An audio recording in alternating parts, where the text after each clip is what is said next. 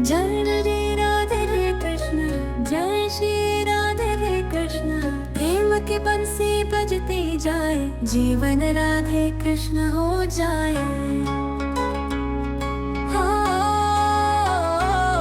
जिसने वेश को त्याग दिया, हर प्राणी में प्रेम लिया, करुणा की जो राह चले, वो ही कृष्ण की बात कहे।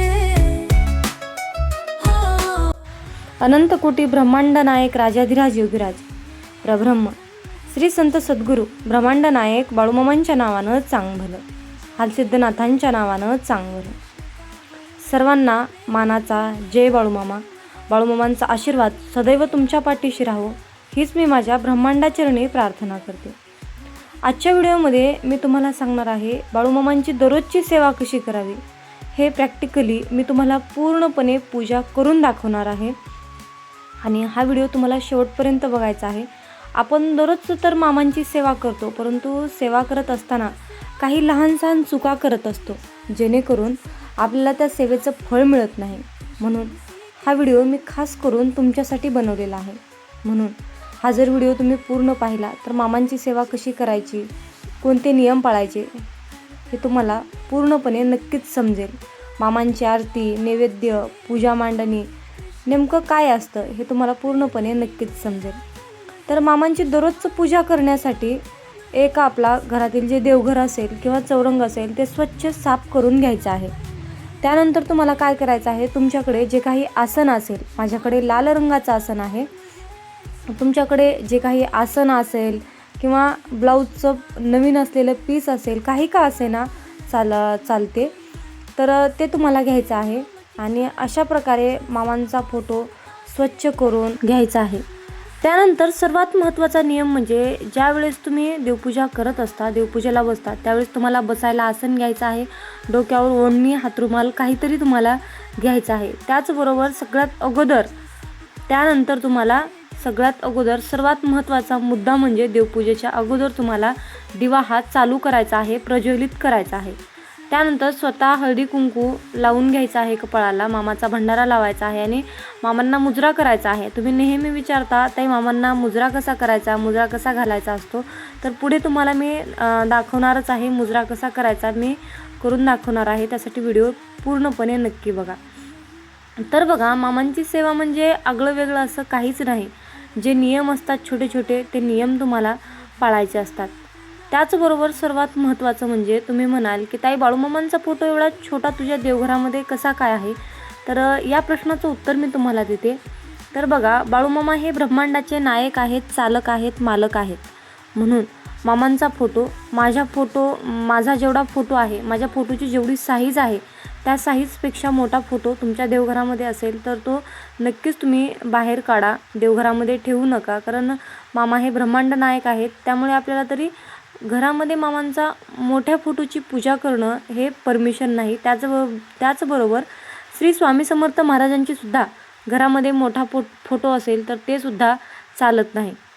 त्याचबरोबर स्वामी महाराजांचा जो फोटो आहे तो मी स्थापन केलेला फोटो आहे, त्याची मी स्थापना केलेली आहे। स्थापना कशी करायची, बाळूमामांचा फोटो असेल किंवा स्वामी महाराजांचा फोटो असेल यांची स्थापना कशी करायची हे तुम्हाला माहीत नसेल तर कमेंट करून नक्की सांगा, त्यावर सुद्धा मी व्हिडिओ नक्कीच बनवणार आहे। तर आपण मामांची सेवेकरी आहोत, आपण मामांचे भक्त आहोत। व्हिडिओमध्ये मी जशा प्रकारे पूजा करत आहे अगदी त्याच प्रकारे तुम्हाला सुद्धा पूजा करायची आहे। आपण मामांची सेवेकरी आहोत, आपण मामांचे भक्त आहोत, त्यामुळे आपल्या घरामध्ये बाळूमामांचा भंडारा असणं हे तितकंच गरजेचं आहे। बाळूमामांचा भंडारा आपल्या देवघरामध्ये असणं याचं महत्त्व काय आहे, तर बघा, मामांचा भंडारा आपल्या घरामध्ये असणं म्हणजे कुठल्याही प्रकारची वाईट शक्ती, वाईट दृष्टी आपल्या घरावर पडत नाही। मामांचा फोटो आणि मामांचा भंडारा आपल्या देवघरामध्ये असणं तितकंच गरजेचं आहे, ही गोष्ट तुम्हाला लक्षात ठेवायची आहे। त्याचबरोबर अशा प्रकारे पूजा करून घ्यायची आहे आणि मामांसाठी जी काही आहे ती नवीन वस्त्र मी खरेदी केलेली आहेत। अशा प्रकारे जे काही जेवढं आपल्याला शक्य होईल तेवढं तुम्हाला देवासाठी करायचं आहे।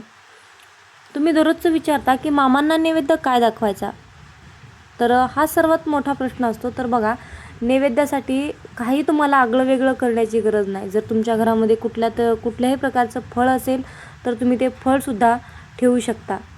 जर तुमच्या घरामध्ये फळ नसेल तर तुम्ही साखरसुद्धा ठेवू शकता. तुम्ही जेवायला जी काही भाजी भाकरी बनवलेली आहे तीसुद्धा तुम्ही मामाला नैवेद्य म्हणून दाखवू शकता. मी सुद्धा अगदी त्याच प्रकारे पूजा करते. परंतु एक गोष्ट तुम्हाला विसरायची नाही की मामाला पेला भरून पाणी ठेवायचं आहे. बघा, मी छोट्याशा तांब्यामध्ये स्वामी समर्थ महाराजांना आणि आपल्या बाळूमामांना छोट्याशा तांब्यामध्ये पेल्यामध्ये पाणी ठेवलेलं आहे. तर ही गोष्ट तुम्हाला करायची आहे. त्याचबरोबर बाळूमामांचा जो गंध आहे तो गंध म्हणजे आपल्याला गंधगुळी, जी गंधगुळी आपण वापरतो ती गंधगुळी लावायची आहे आणि अष्टगंध लावायचा आहे. त्याचबरोबर बुकासुद्धा बाळूमामांना लावायचा आहे. तर बुका माझ्याकडे नव्हता म्हणून मी लावलेला नाही. तर आणखीन एक महत्त्वाचं म्हणजे ज्यावेळेस आपण देवाला फुले अर्पण करतो त्यावेळेस ती फुले स्वच्छ करून घ्यावी. तुम्ही म्हणाल फुले तर स्वच्छच असतात, परंतु जे काही फुलं ज्यावेळेस बागेत असतात त्यावेळेस त्याच्यावर छोटे छोटेसे किडे मोकुळे असतात, जे छोटे छोटेसे जीवाणू असतात ते बसलेले असतात. म्हणून आपल्याला फूल हे स्वच्छ पाण्यानं धुवून पवित्र करूनच आपल्याला देवाला अर्पण करायचं आहे. आता ही विकत आणलेली फुले आहेत म्हणून मी स्वच्छ धुवून पवित्र करून मी देवाचरणी अर्पण करत आहे. आणि हे जे काही नियम आहेत हे तुम्हाला पाळायचं आहे. जर तुम्ही अगदी स्वच्छ मनाने पवित्रतेने जर देवाची सेवा केली, पूजा केली तर मनसुद्धा तितकंच पवित्र राहतं, हे लक्षात ठेवा.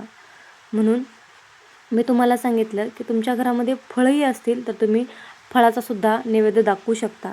तर मी आज मामांसाठी कसल्याही प्रकारचा वेगळा नैवेद्य केलेला नव्हता. माझ्याकडे फळ होतं म्हणून मी फळंच ठेवलेली होती.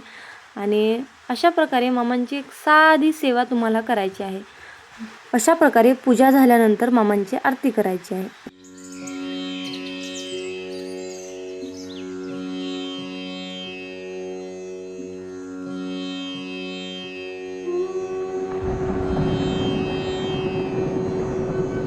तर बघा, बाळूमामांना मुजरा कसा करायचा, तर डावा हात आपल्या पाठीवर घ्यायचा आहे आणि त्यानंतर उजव्या हाताने 3 वेळा आपल्याला मामांना मुजरा करायचा आहे.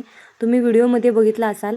आणि अशा प्रकारे 3 वेळेस मामांना मुजरा करायचा आहे आणि नाक घासून मामांसमोर पाया पडायचा आहे. मामांसमोर सामूहिक प्रार्थना करायची आहे. मामांना सांगायचं आहे, मामा माझ्या साध्या सेवेचा स्वीकार करा, सदैव माझ्या पाठीशी राहा. तर भक्तांनो, हा व्हिडिओ तुम्हाला कसा वाटला कमेंट करून नक्की सांगा आणि शेअर करायला विसरू नका. बोला जय